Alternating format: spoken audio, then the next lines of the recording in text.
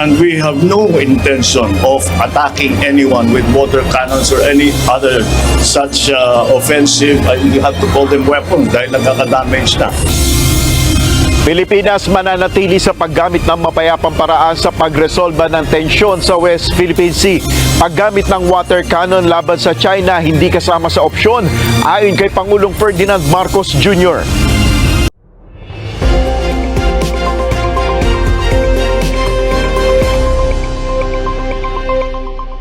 Magandang umaga, bayan. Ako po si Christian Dinya Millares. At ako naman si Jomaila Leona Laurel. Kami ang inyong balitang headline. Sa ating mga balita. Hindi gaganti ang Pilipinas sa ginagawang pagbobomba ng tubig ng mga barko ng China sa mga sasakyang pandagat ng bansang West Philippine Sea. Ayon kay Presidente Ferdinand Marcos Jr., hindi ito ang polisya ng kanyang administrasyon. Sa gitnang pambubuli ng China sa West Philippine Sea, pagharang at paggamit ng water cannon sa mga barko ng Pilipinas. Walang plano si Ferdinand Marcos Jr. na gantihan rin ng pagbobomba ng tubig sa Chinese Coast Guard. And we have no intention of attacking anyone with water cannons or any other such offensive, you have to call them weapons dahil nagkakadamage na. Sa gitna ng patuloy na pambubuli ng China sa West Philippine Sea, pagharang at paggamit ng water cannon sa mga barko ng Pilipinas, walang plano si Pangulong Ferdinand Marcos Jr. na gantihan rin ng pambobomba ng tubig ang Chinese Coast Guard.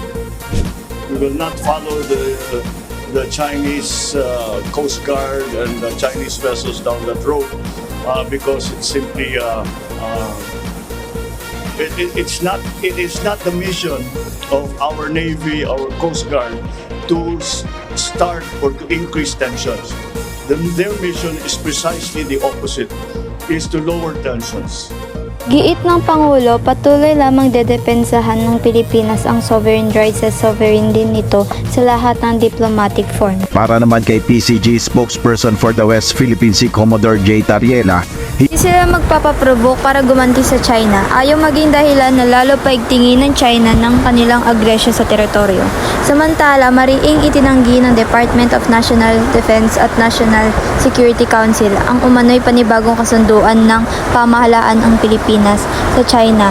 Ayon kay Defense Secretary Gilbert Teodoro, walang katotohanan ng sinasabi ng Chinese Embassy tungkol sa umano'y nakasunduan ng China at Pilipinas tingin na pangangasiwa sa Ayuensyo. Bagamat hindi na detalye pa ng Chinese Embassy ang sinasabi nitong bagong kasunduan, sinabi nito na nakausap nila sa nasabing agreement ng Western Command ng Pilipinas. Kung anong in, anong trending, nandun ako walang ending. Matthew Miguel para sa Balitang Showbiz. Excited na ba kayo? Minions 4, pinalabas na ang thriller. Asahan na ito sa sinehan ngayong summer. Kapatid, may papalabas ngayon this summer na Despicable Me 4 at may release na silang bagong trailer na pinag-aandaan ng Illumination para sa bagong nilang release na movie. Ipapalabas ito sa July 3 at maraming nag-aabang na din. Sa pagsimula ng 3 minuto na thriller ay nagsimula sa isang pagpasok sa Anti-Villain League Headquarters at isang hanay ng mga minions na nakasuot ng mga suit na angkop sa opisina. May papakilala rin bagong miyembro ng pamilya ng bida at may darating na mga bagong karakter o kontrabida na makakalaban ng bida sa eksena na ito. Ang pangunahing kontrabida sa eksena na ito na si Maxim Lemal na ang aktor na si Will Ferrell at ang kanyang girlfriend na si Valentina na ang aktor na si Sofia Vergara. At magkakaroon ng Mega Minions na may tanging kakaibang kapangyarihan upang tulungan si Gru na pigilan ang kontrabida dito. Ladies and gentlemen, our new secret weapon, the Mega Minions!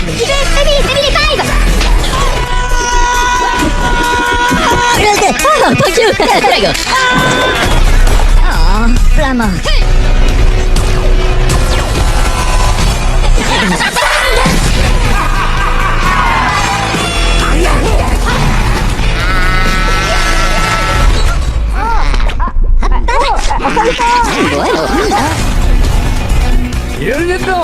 Brittany? I can't say my name is Brittany. That would be a lie. Why can't you be more like your sister Edith? She lies all the time. No, no. Say! Miguel po, always updated on showbiz. Magandang umaga o hapon, teammates. Ako si Clark Ethan Reyes. At ako naman, si Melcham Umbao. Kami ang At iyong ito ang TV tagapagbalitang Sports. Narito ang mainit na balitang tumatak ngayong linggo sa Philippine Sports. Buwagi ng tansong medalya ang Filipino-American track star Eric Reyes sa 2024 Miramar Invitational na ginanap sa Sports Complex.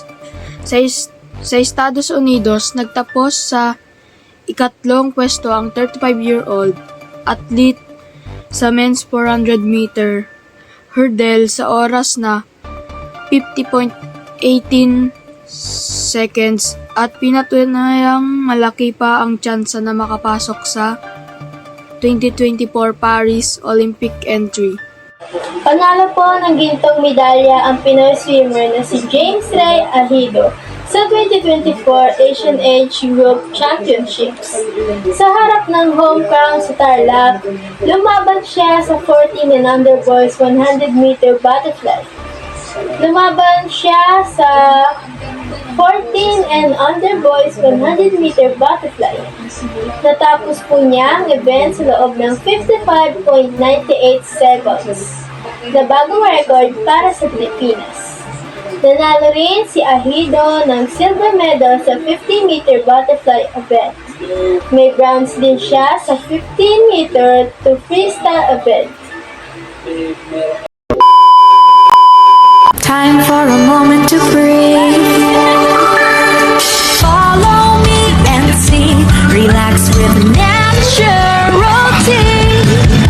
C2 green tea, 100% natural tea. Brew fresh for you and me. Enjoy relaxing with natural tea. Our C2 green tea. Relax the natural way with C2.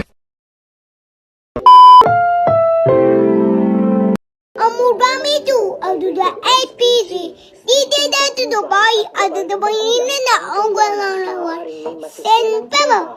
Leway kausan tipray. Ulo agaga. Pininin ko sa mata.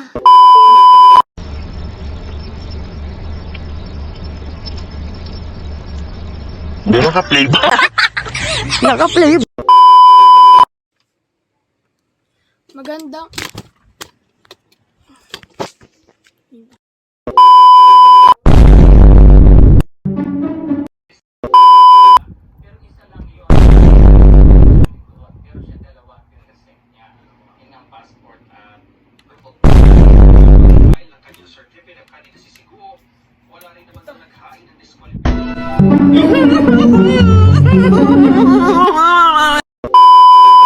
Kung anong in, anong trending, nandun ako, walang ending. Matthew Miguel para sa... Mga kapatid, may papalabas. Gamit sa water cannon ng mga barko sa tren. You know that I love you, Sam Angela. When natin pinapakinggan si Fetty, kailan tayo ulit magkikita, baby?